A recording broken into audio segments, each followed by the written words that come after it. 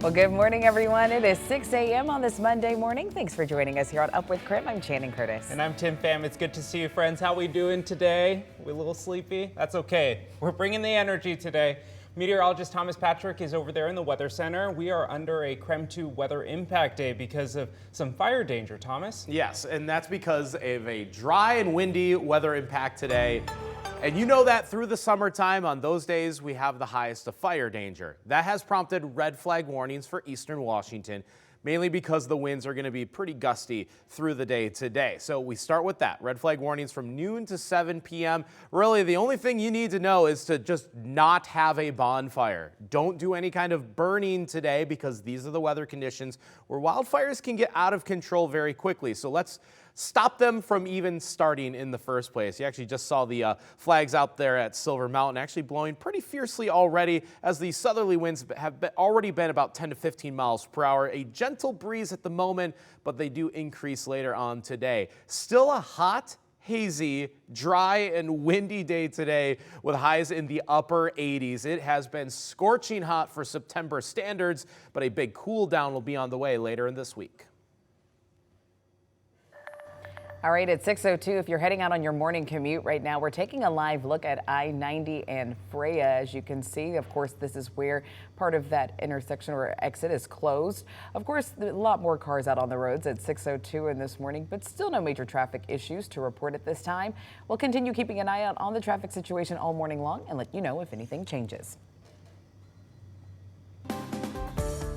Well, over the weekend, we were at the Spokane County Interstate Fair both Friday and Saturday and got a chance to meet with a lot of viewers this weekend. Yeah, we chose the hottest days of the week. We did.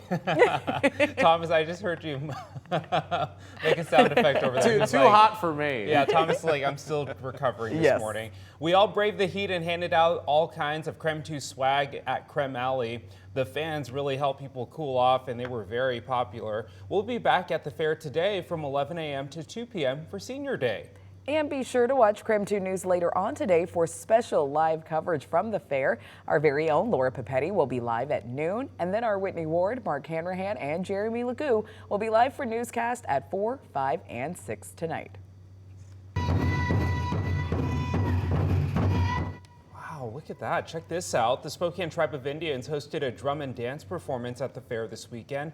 It's all a part of the Spokane Tribe Indian Village, where fairgoers can learn all about the tribe's culture and heritage that continues to grow right here in Spokane. You can check it out anytime between now until the end of the fair. And that brings us to our wake-up call this morning. We are asking to see your fair photos. If you and your family got a chance to go to the fair over the weekend, text us some of the photos that you took. Maybe you have some cool photos of the food or the rides that you went on, or maybe you stopped by the KREM 2 booth and hung out with us for a little bit. So text us those photos to 509-448-2000 or post to social media and use the hashtag #UpWithKREM.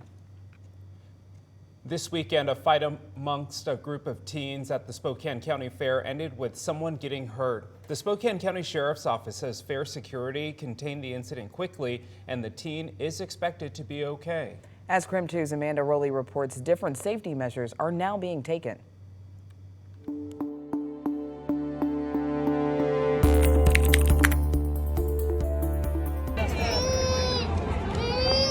Saturday night at the Spokane County Fair got a bit heated between a group of teens. No one was severely injured, but the commotion made some families uneasy. I was trying to keep the altercation in front of me and my family behind me.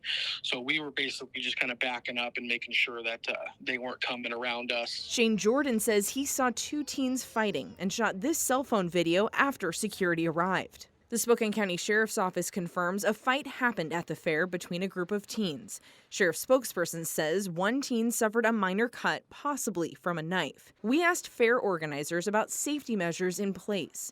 There is no security screening upon entrance into the fair, but there is a security presence.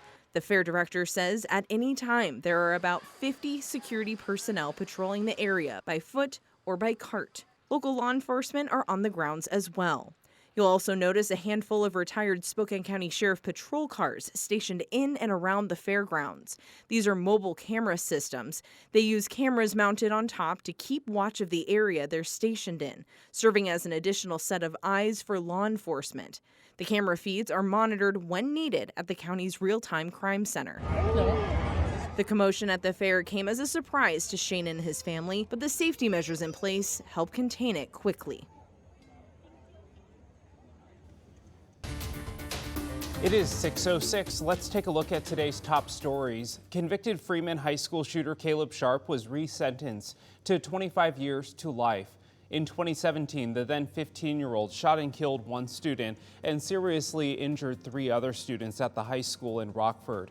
In 2022, the shooter was sentenced to 40 years to life in prison. During the resentencing on Friday, Amy Strahan read a statement. She is the mother of Sam Strahan, the Freeman High School student who died in the shooting.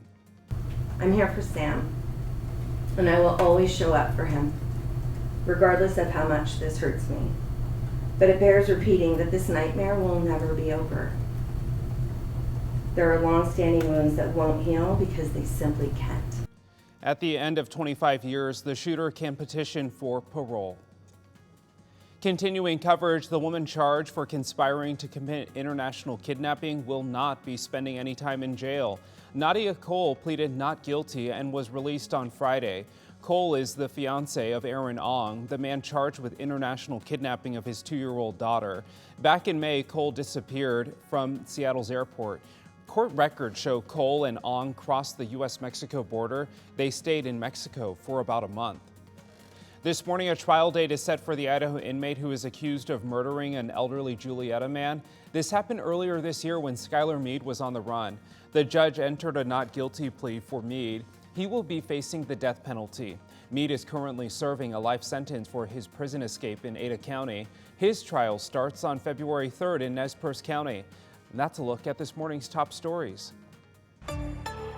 7 as we take it outside. First observation here is that it is very hazy on the horizon. Doesn't actually look like the sky is even brighter closer towards the ground as we are approaching sunrise here. So that kind of part of our, weather player today. But the big one is going to be heightened fire danger. We have red flag warnings due to the windy and dry weather that will be in place, especially for this afternoon between noon and 7 p.m. Wind gusts up to 30 miles per hour. Still plenty hot outside. 88 degrees, the expected high temperature today.